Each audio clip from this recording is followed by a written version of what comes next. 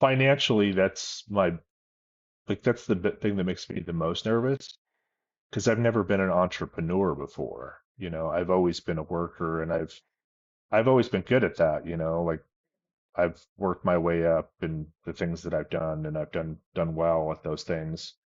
Um, but this is the first time I'm doing my own business, and I'm in charge of bringing my own customers in. You are listening to the Go Earn Your Salt podcast, brought to you by Salty Electrolytes. On this podcast, your host, Riley Rogers, explores the stories of people who get after it, get things done, and earn their salt. You will hear from high achievers who discuss what makes them tick, how they got to where they are today, and where they're headed tomorrow. Perhaps this podcast will help you go earn your salt.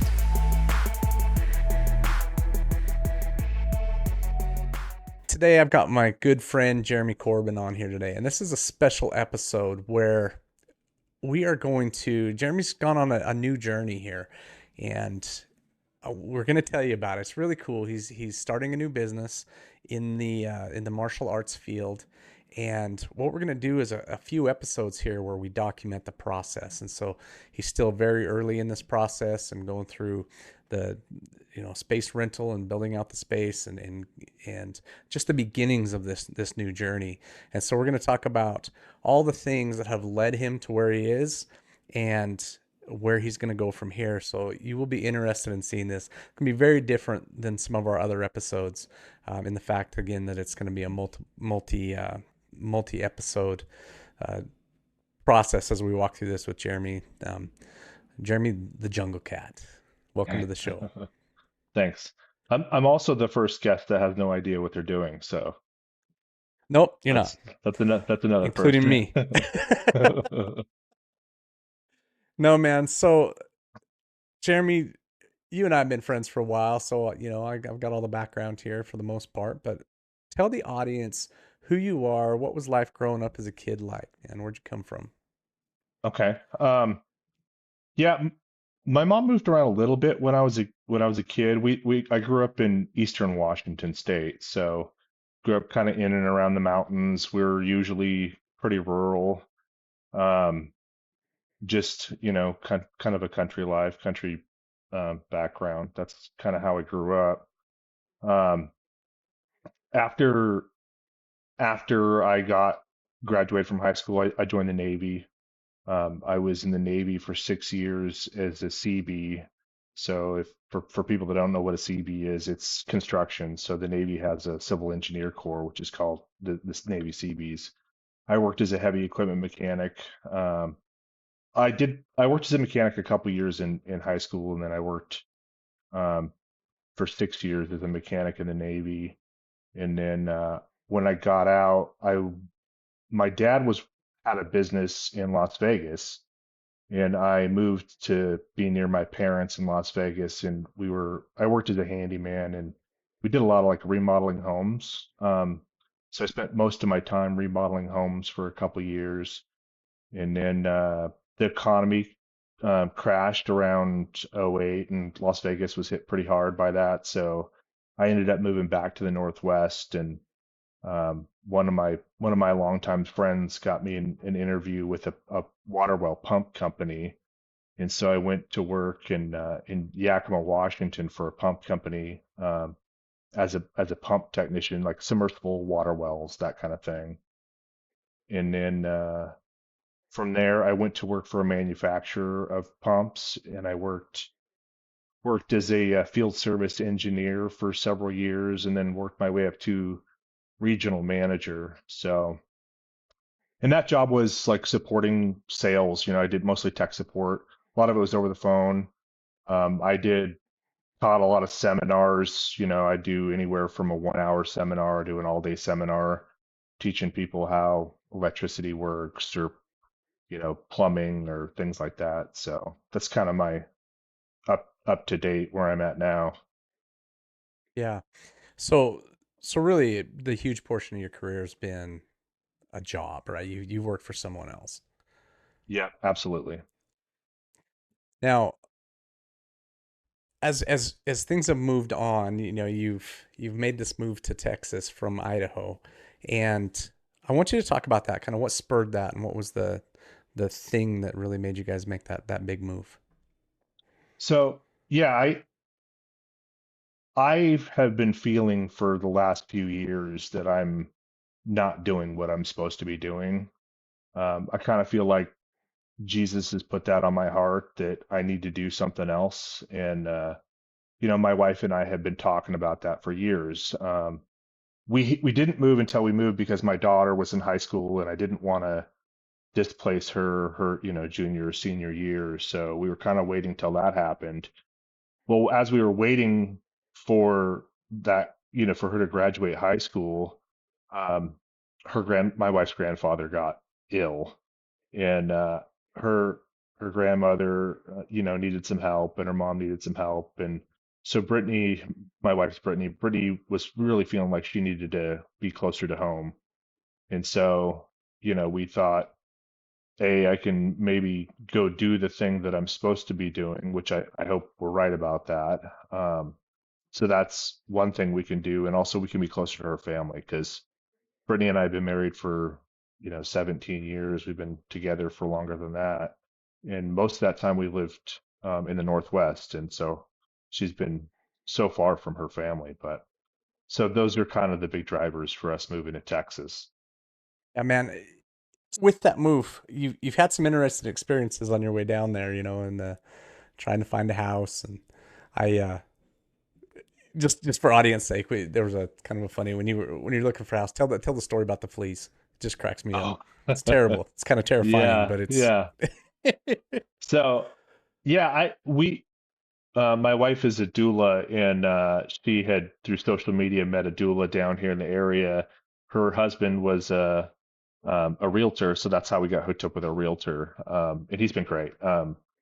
So what we were doing was we're kind of like corresponding via text over the internet about things to look at, and so we met him. I met him down on one of the trips down where I was taking a bunch of our household stuff to from Idaho down here, and one of these houses, it was closed, and it'd been, I think someone, I think it was in a state. I think someone passed away, and their kids were trying to sell it, and it was pretty run down. We knew we were going to go in, but as we went in, we were looking around.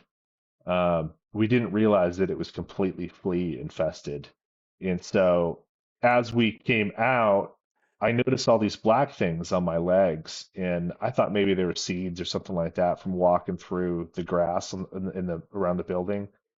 And I brushed them off, and because they were itching, and I didn't really think much of it till later. But at the same time, my realtor, he got completely covered in fleas. Like we got a half mile away, he's pulling over, he's hopping out of his truck, shaking the fleas off. And then I had bites covering my legs. Looked like I had some infectious disease from all these flea bites on my legs. And yeah, so that was fun. well, I bring that up because it was a little bit comical because you showed up to to class in the jujitsu class, and we're always very aware of funky skin things going on with people because it's such a close contact sport. For those of you who aren't in it, skin disease is something we pay attention to because nobody wants that crap, right? And when you show up with all these bites all over your legs, and I don't think I maybe was even graceful about it. I'm just like, dude, what's going on with your leg? Yeah, you and Josh both like, hey, what's that? What do you got going on down there? Yeah, So we want to know right now, and yeah, I've for grappled with you sure. long enough. I know you're well aware of that stuff too, and so it seemed out of character a little bit. But then, yeah, when we found out it was flea bites, we're just as long as you don't drag more fleas in with it, we're good. Right, right. Um, so talk about this, man. You mentioned just a little bit ago that the Jesus had put on your heart to do something that you're supposed to be doing. Are you feeling like that is? I feel like well, I mean, it's jujitsu. I feel like I can have an impact on people's lives doing this, and I feel like I can be a good role model for younger men, and um, I also I'm hoping that I can get some vets, to the gym, and I can, give them something positive to do as well. Um, like this is the thing I've been thinking about for a while, and in my life, I had a couple of men in my life that had a big impact on my life. I think of them as mentors that all passed away in pretty quick succession. My mixed martial arts instructor in Washington, Rich Guerin, I learned tons and tons about martial arts from him, and he passed away, and it was a real fluke thing. You know, I think he broke his ankle, which led to an infection, and the infection got into his heart. And the next one was one of my best friend's dads, Gary Johnson. He passed away, and then it was the next year when Keith Owen passed away.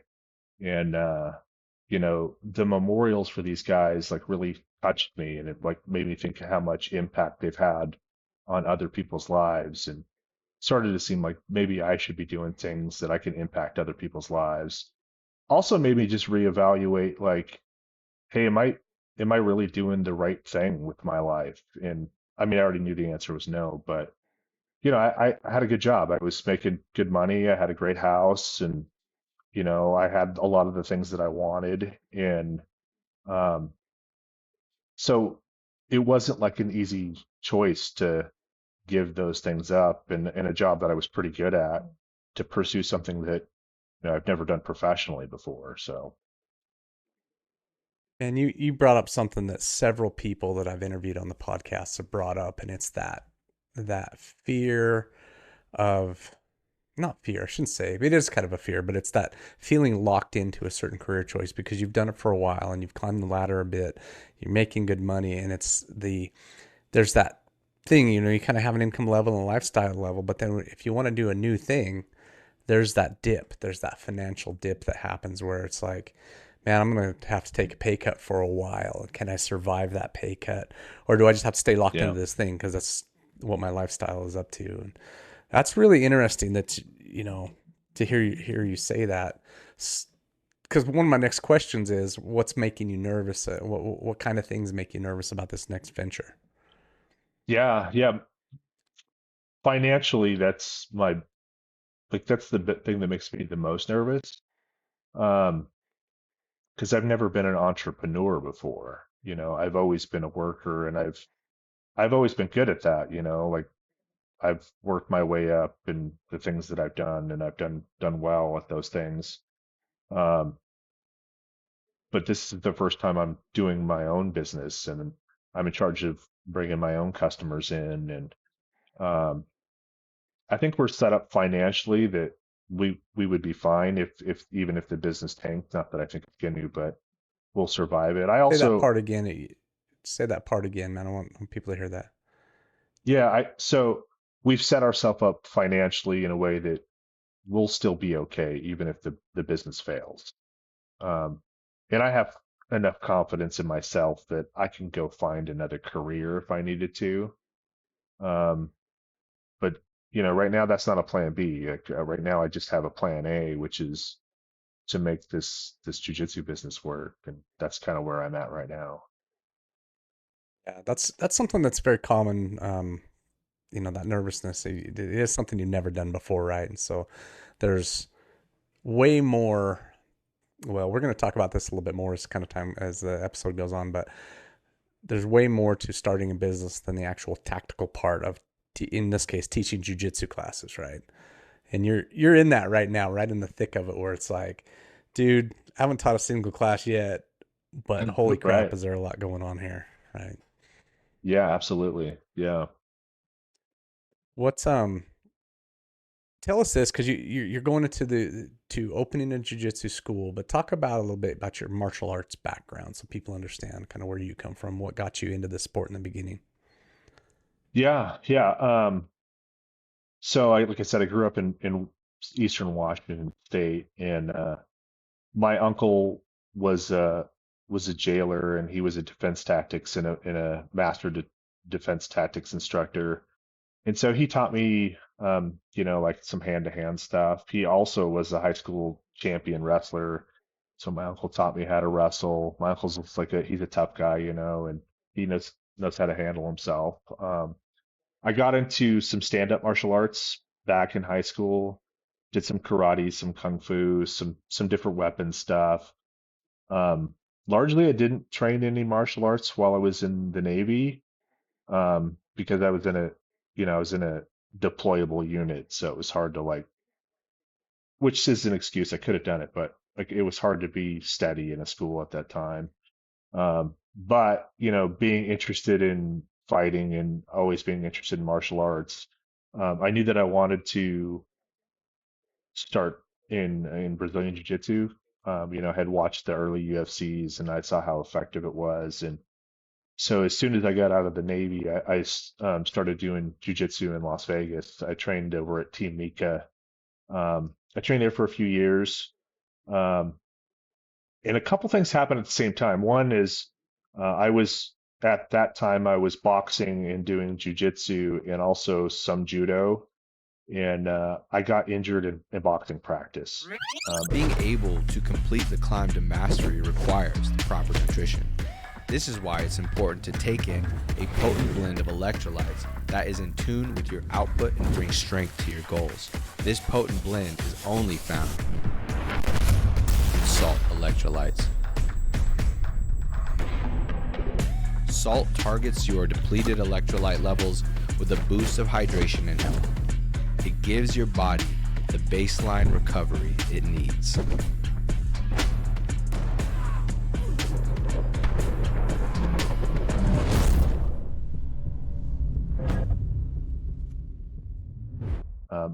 I cracked a couple ribs sparring, and then I waited a few months and came back, and it wasn't quite healed, and they re-cracked, and then so I took some time off. But also, this is a time where the economy was starting to crash, and so really my focus had to be on just paying the bills, and so I took a couple years off between, like 2008, I think is when I stopped.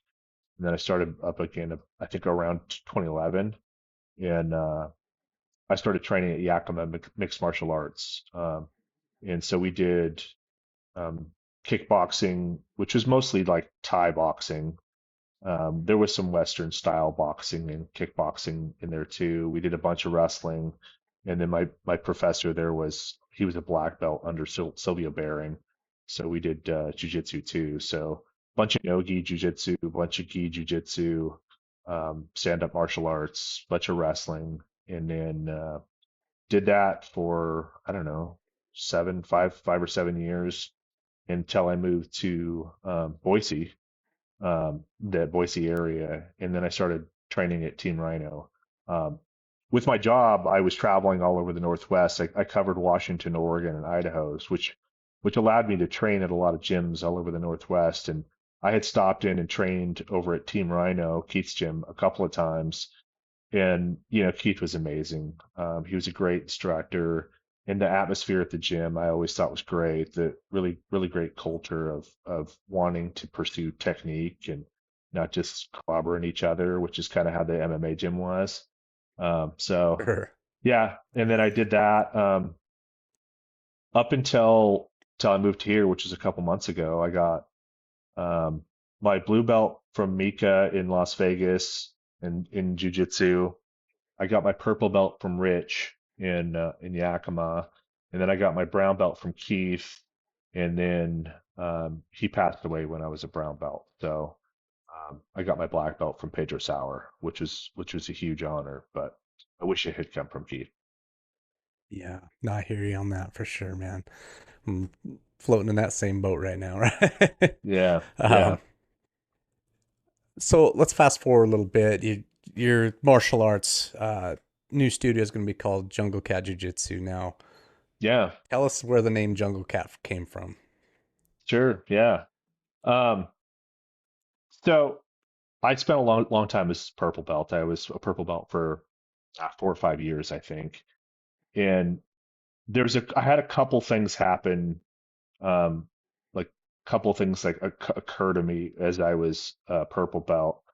One is to challenge myself. The first thing I tried doing was I would call my shot. So when I would start a roll with somebody, I'd say, "Hey, I'm gonna armbar you," or "I'm gonna armbar you from guard," or um, and I wouldn't let myself get any other submission. And then after that, I started noticing that the best players in my mind, like Keith or some other guys, they didn't need to go fast, so they could beat you up in slow motion. And I thought, well, maybe that's jujitsu at its highest level, is to be able to do it at whatever pace you want to do it at.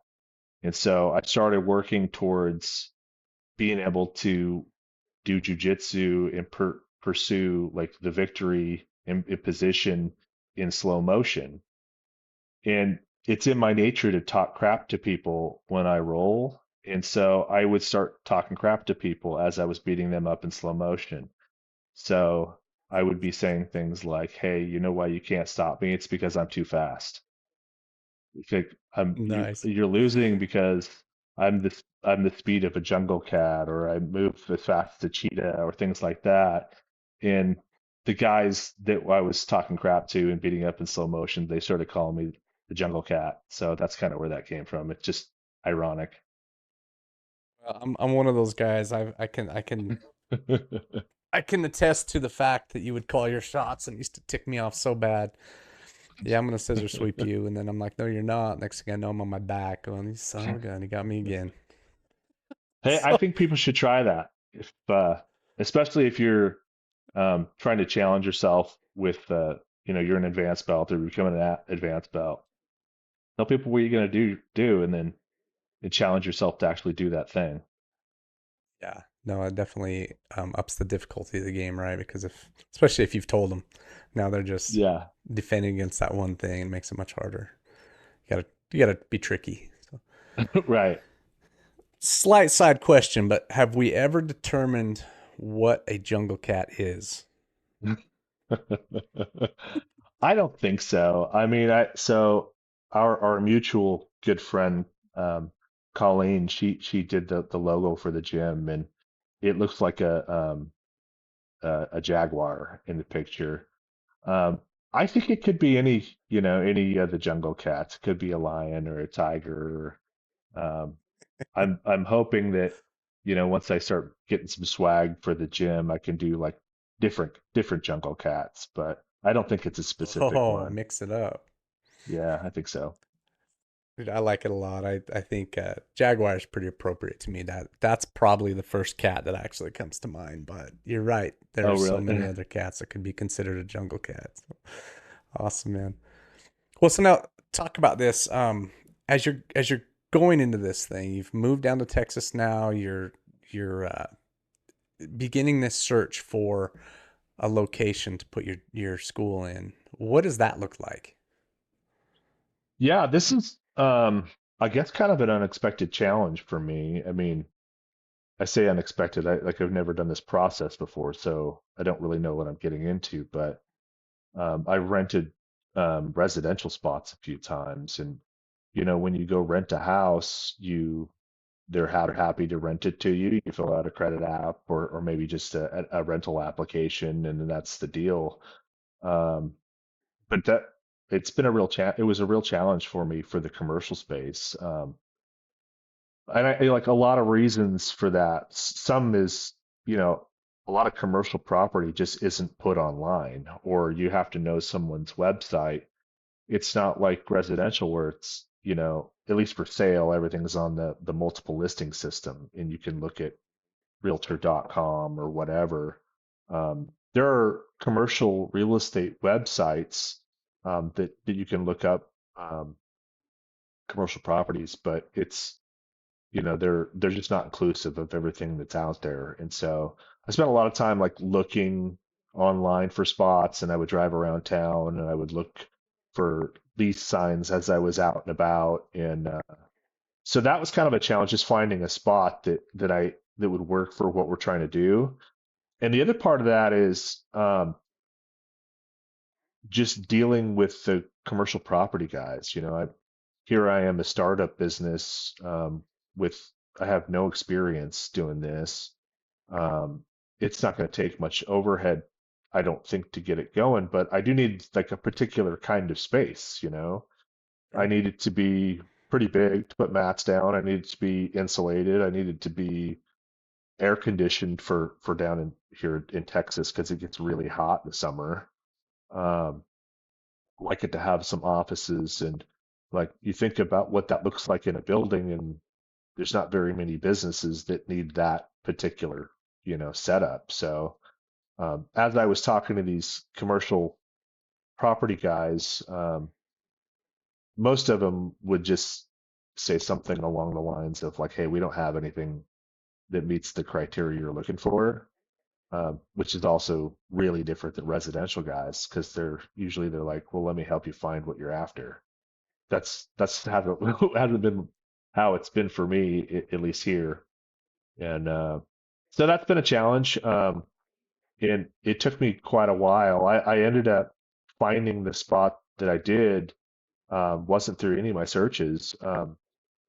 Brittany, my wife Brittany, had found a spot online through Facebook Marketplace, and it was kind of so-so. The building was so-so. It was kind of so-so area of town, and we were checking it out. And the property owner, he's telling me like, yeah, you can pretty much do what you want, but everything's as is. So if it needs repairs or whatever, then you'll need to be the one responsible for that. And so I asked him like, hey, that seems okay, but I want to have some inspections done if I'm going to get into that. So I contacted a roofing company to have the roof looked at, and I contacted an AC guy to have the AC looked at. And through those inspections, I just didn't. I knew that wasn't going to be the right spot for us. But as the roofers were over there, we were kind of chatting, talking about guns and martial arts and just kind of like just kind of BS with each other. One of the guys was like, "Hey, you should contact the guy we rent through. He's great." And so they gave me his contact info, and yeah, I called this guy up and I said, "Hey, I'm looking to start up a Brazilian Jiu Jitsu business," and he's like, "Yeah, absolutely. I got some spaces that would work."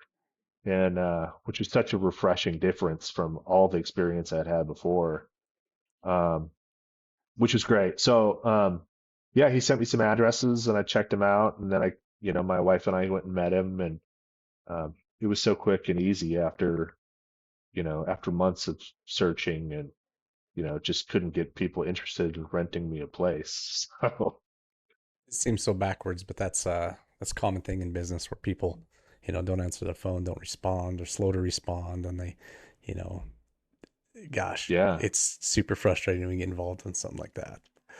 Well, Um, I had one guy was a commercial property manager guy. We had set up an appointment to go.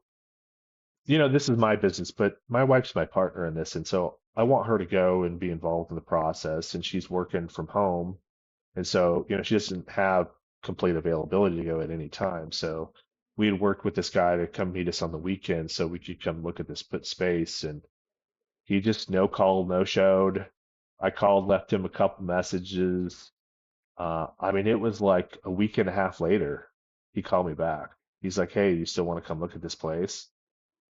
And I'm like, "Well, yeah, I'm interested, but I'm kind of not interested, if I'm gonna have to deal with yeah, with you." So, um, yeah, it was surprising. The whole thing was been surprising for me.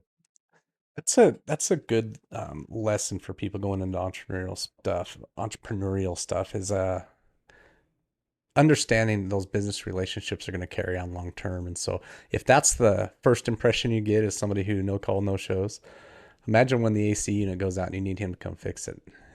And Yeah, it's a month yeah, before he responds to you, that's what that relationship will look like. Because it won't get better.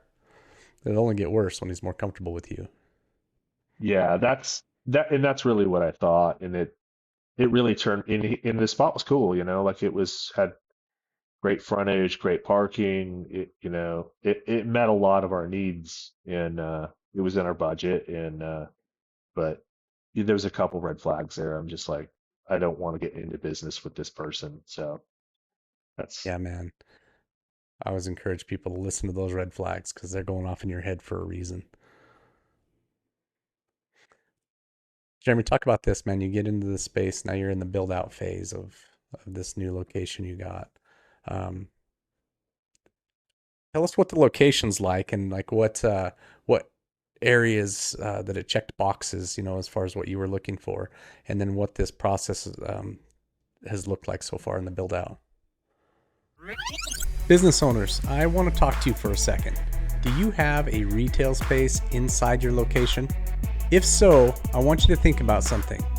Your customers are buying electrolytes. You know that, right? The problem is they're not buying them from you. Well, Salty Electrolytes can help fix that with their wholesale program.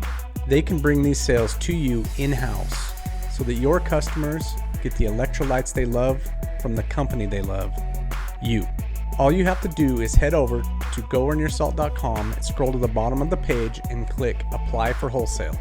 Do it now before you forget. I know your type, I'm one of you. Once again, that's goearnyoursalt.com. The link is at the bottom of the homepage.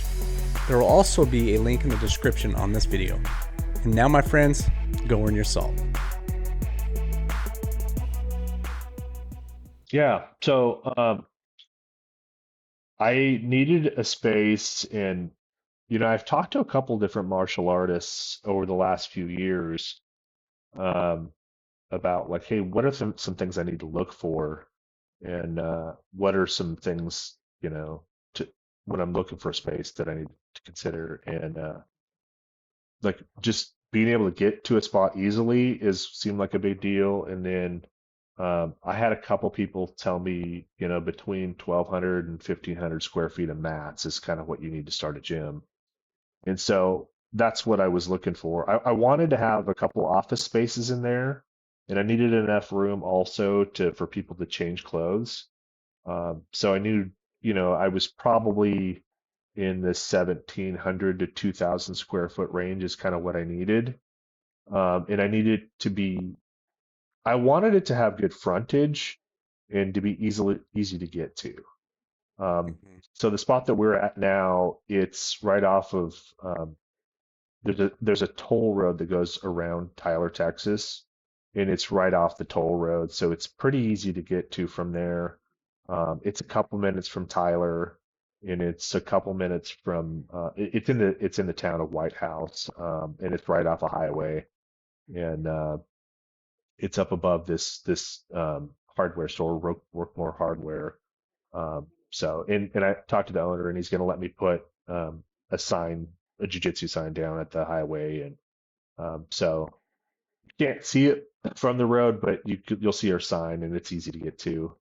In the Nice. spaces, it's 2,500 square feet, Oh, and cool. there's another spot next to us that we can grow into if we get to that point. Um, and it's got spray foam insulation on the walls. It already had a couple of air conditioner units. Um, the space has 4 offices built into it, which is good, which is great because now I can have 2 locker rooms, and I can have a couple office spaces. So that'll be great too. It's nice to have some Nice. place to change and some place to like have some privacy when you go to prepare for class. So I think that's great. Yeah, for Um, sure. Gosh, that'll be really nice. yeah. So as far as the build out, I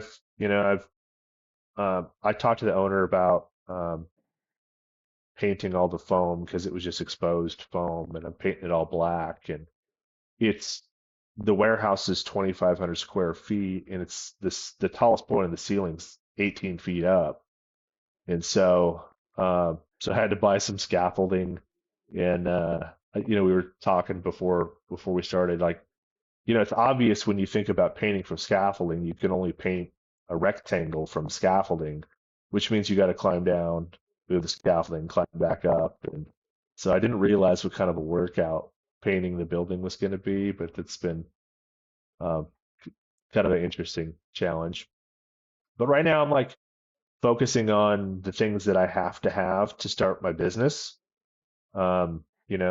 In jiu-jitsu, you need mats, and they need to be clean. And then I also need a way to track the membership. And so I'm right now prioritizing that. I've ordered all the mats. The the owner of Team Rhino, Shirlane Owen, she sold me some mats that they had over, which is great. Shirlane's been amazing. So I had some mats from her, and she gave me the contact where she bought the mats from. So I ordered more mats to fill out the space.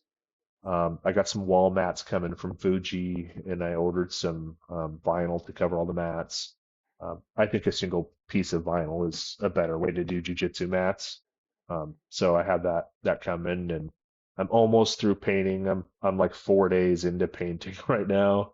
So I'm gonna put up a wall so we can train against the mats, and that's kind of the next steps right now as far as the build out. You mentioned it was challenging to get those components, the vinyl and the mats, kind of tracked down, huh? You were saying that to me Yeah, off air. Yeah.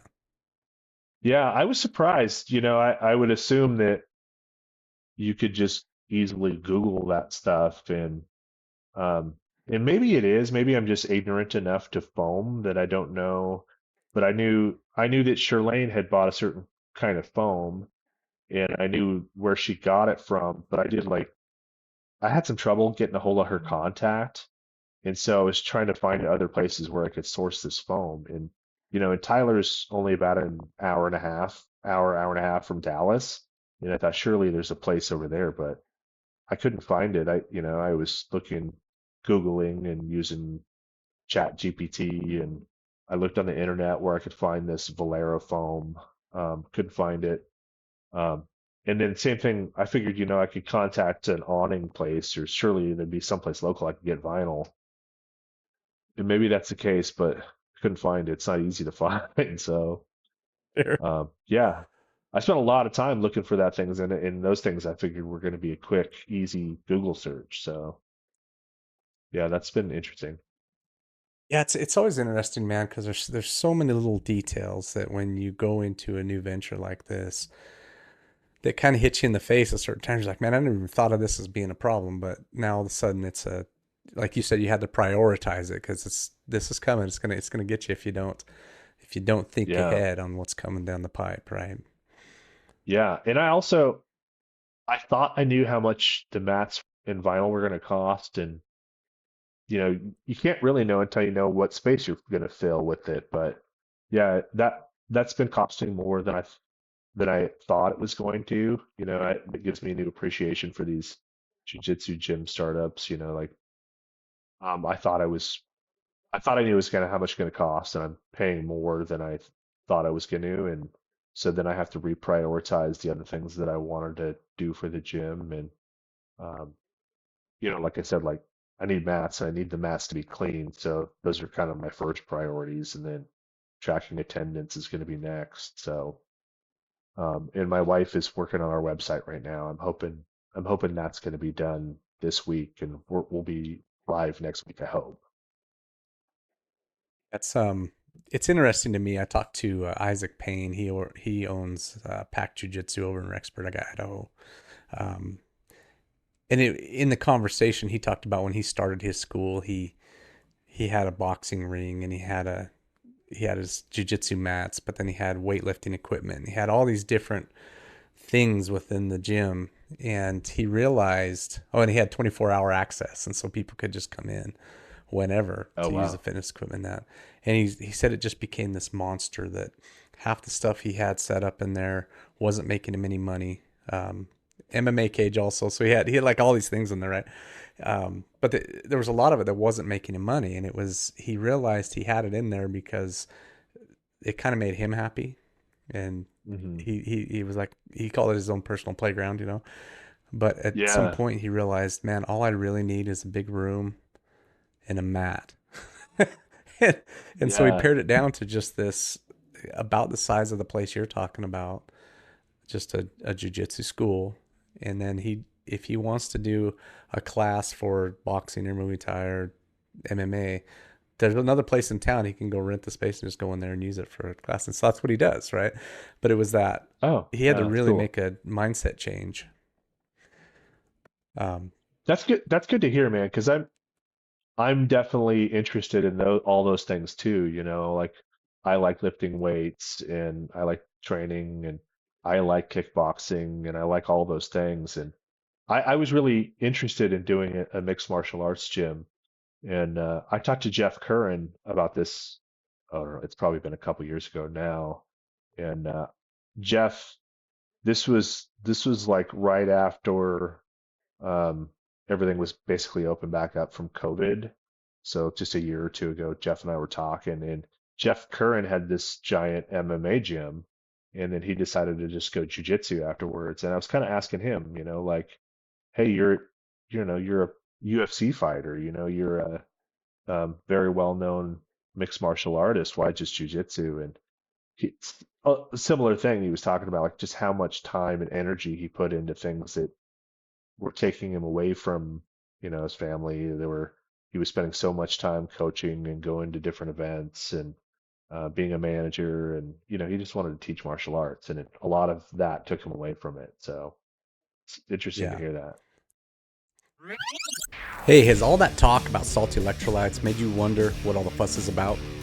Have you thought that maybe one day you'd like to try that stuff? Well, today's your lucky day because Salty Electrolytes is offering free samples to listeners of this podcast who have not yet tried this amazing electrolyte supplement. All you have to do is head on over to goearnyoursalt.com and use the code PODSAMPLE at checkout to receive your free sample kit. There will also be a link in the description of this podcast. And now, let's get back to the show. Yeah, you can get spread too thin really easy in a venture like this, because there's more than one thing you're interested in, right? Absolutely. We'll talk about this. You're kind of going into this next season, which is going to be marketing. What ideas do you guys have? Kind of what are you thinking at this point is the best way to market a jiu-jitsu school? Yeah. So I am right now. I'm trying to build up my social media. I'm doing some like um, build out stuff, some videos, and some of those things about um, what's going on with the gym. I'm also starting to put up some like technique videos, and um, well, you and I were at that Carlos Machado camp last year, and that camp, it's got amazing jujitsu, great people. I highly recommend the Carlos Machado stuff. Um, but they had a bunch of business stuff there, and a lot of that was marketing. And so I took as much of that stuff as I could while I was down there.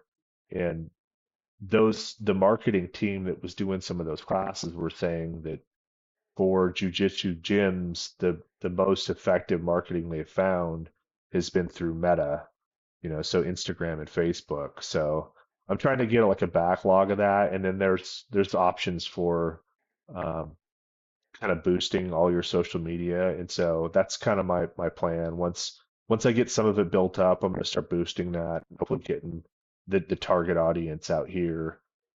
So far, it's just been word of mouth, and I already do have some folks interested in coming and training with me, which is an amazing blessing too. So, but that's Nice. that's the plan. We're yeah. Go ahead. Sorry. Well, no. I was just going to ask you. I remember Keith Owen would do when he was starting up Team Rhino back in the day. He would do things at schools. He would. I don't know if you guys are going to plan on having a kids program or not, but he um he would go to junior highs and high schools, and he would put little seminars on or workshops, um, and teach the kids some self defense stuff there. And then he had his police academy stuff that he would do at the state police here in Idaho, and he built a lot of relationships that way through doing community activities. And um, I've seen schools do like jujitsu in the park where they go out there and grapple with each other and hand out business cards in between rounds and stuff. A lot of Yeah, yeah. ideas out there on different things you can do to really promote this kind of thing. That sounds cool.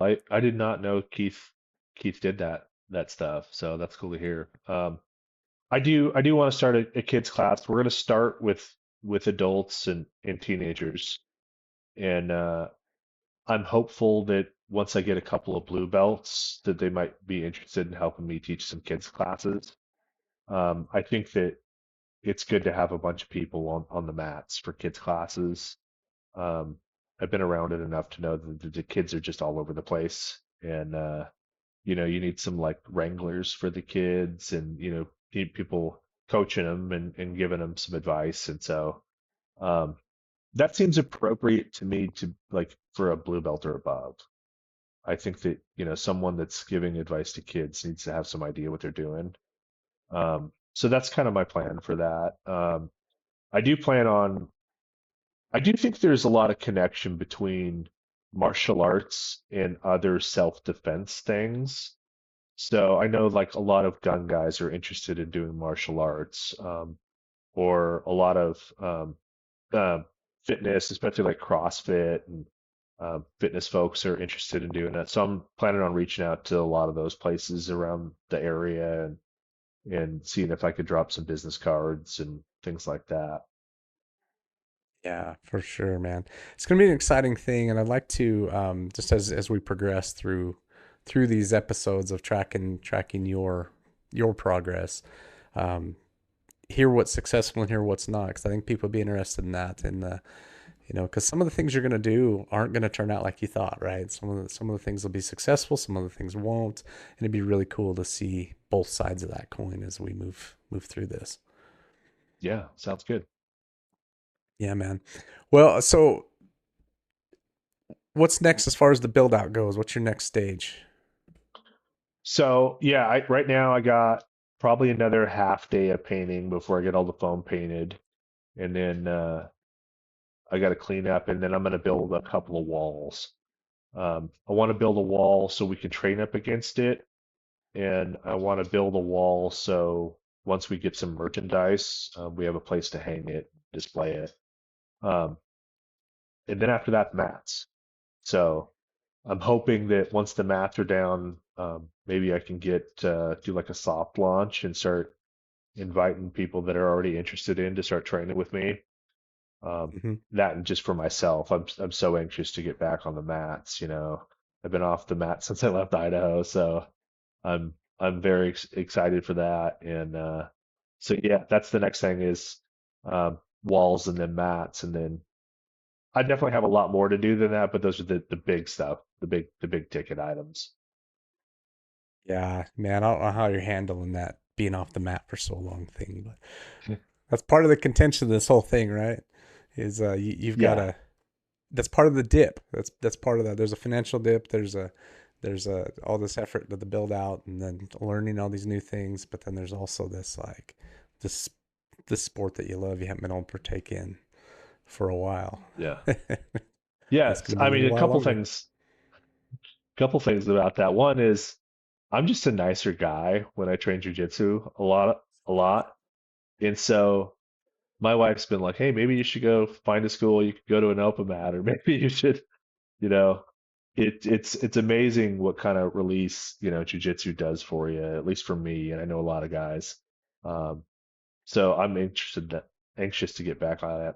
The other part is, I came from Team Rhino and but probably a lot of your audience doesn't know, like Team Rhino has got a ton of upper belts. There's a bunch of black belts, there's brown belts, purple belts, and your ability to go in there as an upper belt and just, chat with other guys and figure things out and totally nerd out on the techniques of jujitsu. Um, it's such an amazing place to train, I think for all levels, but especially as an upper belt, you can pursue technique so easily there. And there's, guys like you and guys like Derek and um, Professor Josh or Professor Todd, like their technique is so great. It's like you can bounce ideas, you can help each other figure things out. I'm gonna have to go teach people to get me to the point where I can bounce ideas off of guys, and I'm excited for that challenge, but I'm missing out on that right now, like I miss those days where you and I would get together and just totally nerd out about jujitsu and check this thing out that I saw, that kind of thing. Yeah, man, that was yeah, I got to tell you too just from that perspective, I've really missed that. Those Tuesdays when we'd go hang out and just do nothing, just walk off in the corner by ourselves and chit chat about the crap we were working on was that was always a highlight of my week, and I miss that, dude, for real. Yeah, me too, man. Me too. Yeah, we've I'm gonna have to find somebody else to do that with because I'm once I get this dang test behind me and get that black belt done one of these days. We're supposed to be doing that on the Yeah. 25th of October, and hopefully that all goes through like we're supposed to, and I don't end up or some bull crap in the middle of it, but I'm all nervous about it Yeah. now. But yeah, can't wait to just do jujitsu for the fun of it after this. Yeah.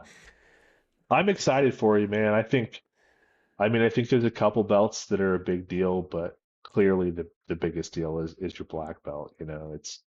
It's the thing, like, you've made it, you're in the elite group. I mean, you've been advanced for so long, but it's the next level. So I'm stoked for you. I think it's well deserved, and I Thanks for like you. I those hope kind nothing but words for sure. yeah, for sure. Yeah, I'm tired of being sick, right? I spent for people who don't know in the audience, I spent the first 7 months of this year fighting off pneumonia and just recovering from that. And it was a rough year. It's been tough. So I was supposed to have my black belt test earlier in the year, but that got canceled just because of my health. And it was it was a hard thing to go through. And so it kind of almost sounds whiny in the big scheme of life, like everything else is pretty good, but it is what it Yeah. is, man. I had some emotion with that for sure. So, but awesome, man. Well, Jeremy, let's do this again. I want to maybe give it here 6 weeks, 8 weeks, then we'll come back on here. It'll be shorter next time because we won't have the intro stuff to go through. But just kind of get an update on your progress and see how things are going from there, and then maybe do one after the first of the year, where once you've kind of had your grand opening and gotten some students involved, and we'll check the progress. Okay. Yeah, that sounds great, man. Thanks for having me on. This has been cool. Yeah, man. It's been an honor, and it's fun to just sit and chit chat with you. Sure miss you, man. All right, miss you too, brother. All right, dude. Go earn your salt, Jeremy. Hey, you've just finished up this episode, and I want to know, are you or someone you know a getting after it, go earn your salt type of person? If so, message me directly on Instagram at the Go Earn Your Salt podcast, and perhaps we can have you on the show. Also, if you like this content, leave us a review, subscribe, and share with your friends. And perhaps this podcast can help you and them go earn your salt.